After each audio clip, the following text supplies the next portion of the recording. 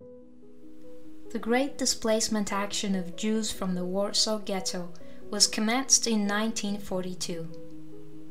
During a period of 2 months, approximately 300,000 Jews were deported to the extermination camp in Treblinka.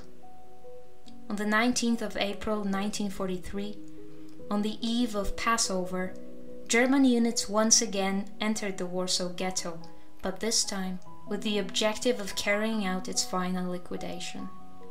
Now, however, they met with resistance. The Jews stood their ground, ready to fight. An uprising broke out.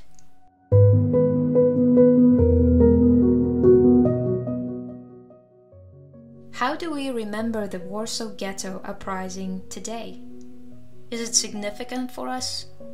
What lessons can we learn from this heroic effort of the Jewish population already sentenced to death? What can commemoration of the uprising teach us? These are the questions we posed to a number of eminent individuals, representatives of Israeli educational institutions, and the chief rabbi of Poland.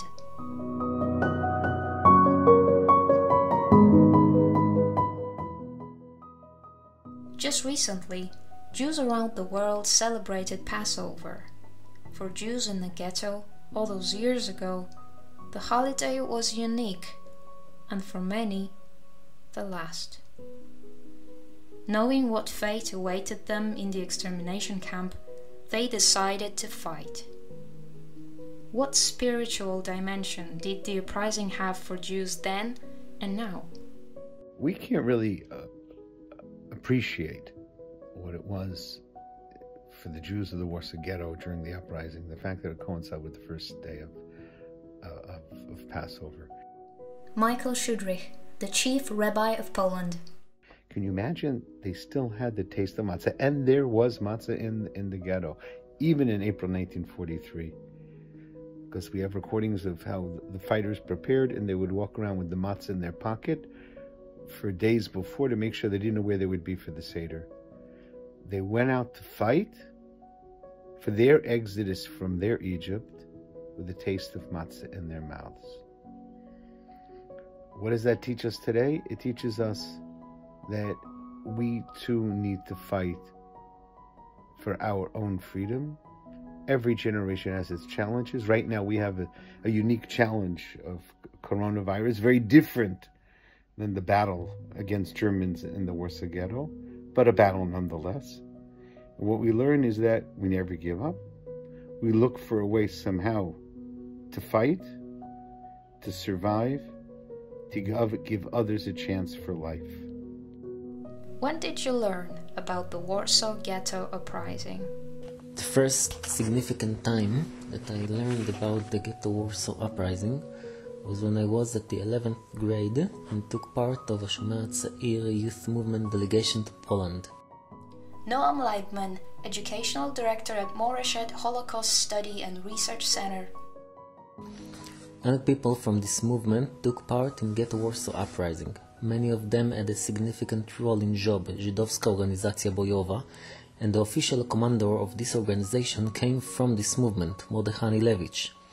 So naturally, for us as a delegation of the same movement who led this uprising, it was very important and significant to learn this history and to be in the place where everything happened and to stand in Miła 18, where the last bunker of the headquarters was, and the place where Anielewicz and his friend died.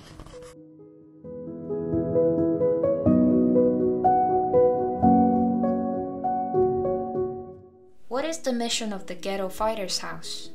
And what role does the Warsaw Ghetto uprising play in it? We of the Ghetto Fighters' House are proud to take part in the Pilecki Institute's project, commemorating the Warsaw Ghetto uprising. Netta Goldman, an educator from the Ghetto Fighters' House. I would like to begin with the statement, the Warsaw Ghetto uprising is primarily, by quoting one of the founders of the Ghetto Fighters' House, and, more importantly, one of the leaders of the rebels, Antek Zuckerman, speaking on the 25th anniversary of the revolt. He explained, "I don't think there's any real need to analyze the uprising in military terms.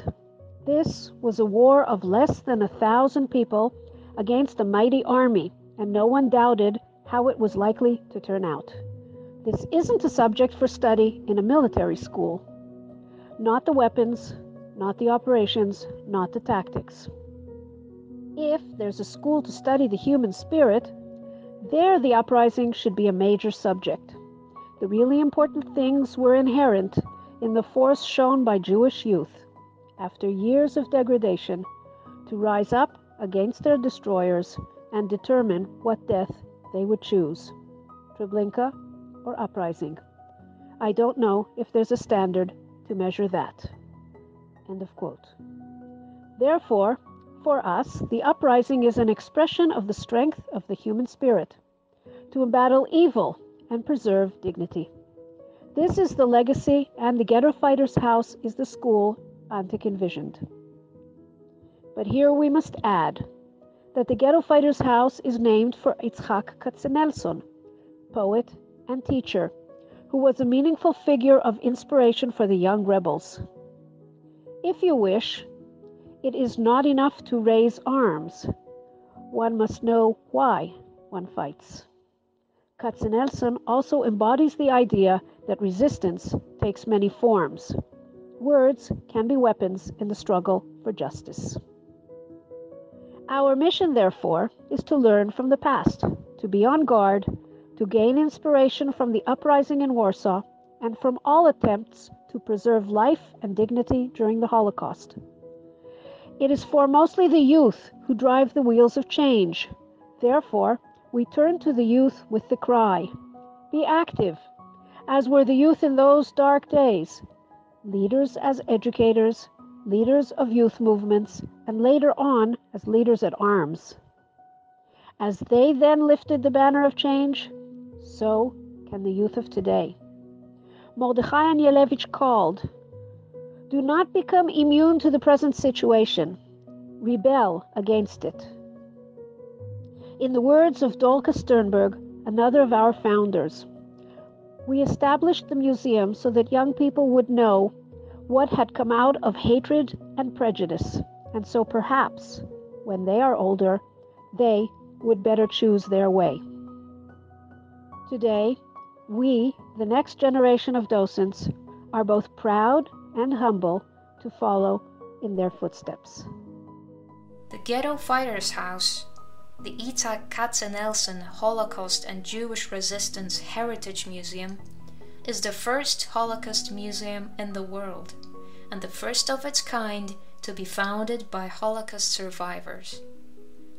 The museum tells the story of the Holocaust during World War II, emphasizing the bravery, spiritual triumph, and the incredible ability of Holocaust survivors and the fighters of the revolt to rebuild their lives in the new country about which they had dreamed.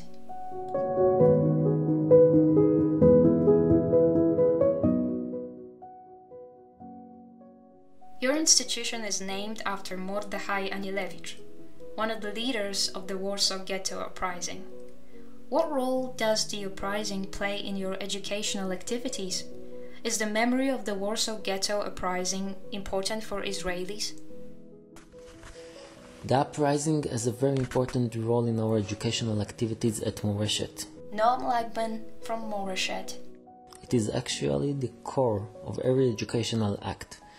But when I'm speaking about the uprising, it is very important to understand that I don't mean the military aspects of it and don't refer only to what happened on April 19, 1943.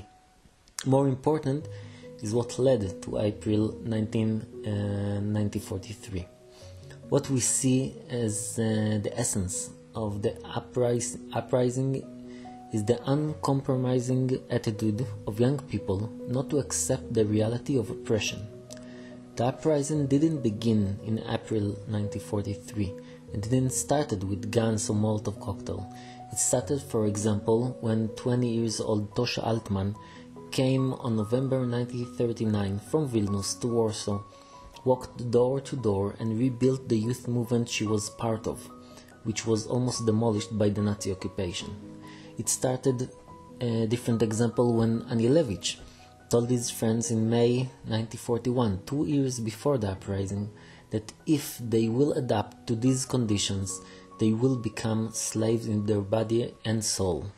They must rebel.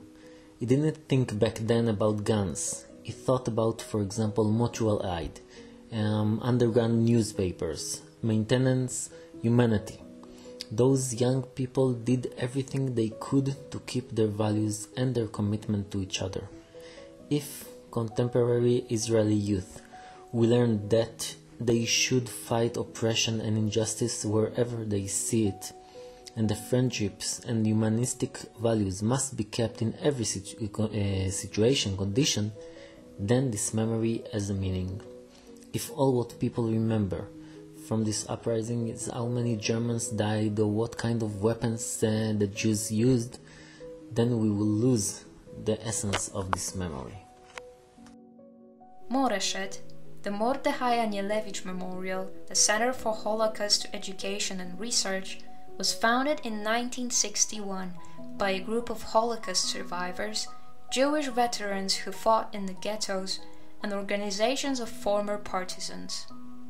Many researchers, students, and visitors from Israel and abroad frequent the various departments of Moreshet to further their knowledge of the multitude of topics relating to the Holocaust and anti-Semitism. Moreshet offers many educational channels to the general public and especially to teenagers.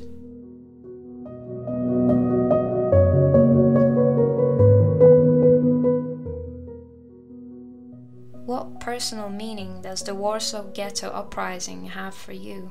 Concludes Michael Schudrich, the chief rabbi of Poland. For me, the Warsaw Ghetto uprising primarily is about deciding how you want to live until you die. It's not choosing how you die, it's choosing how you live until you die. And this is exactly what they did.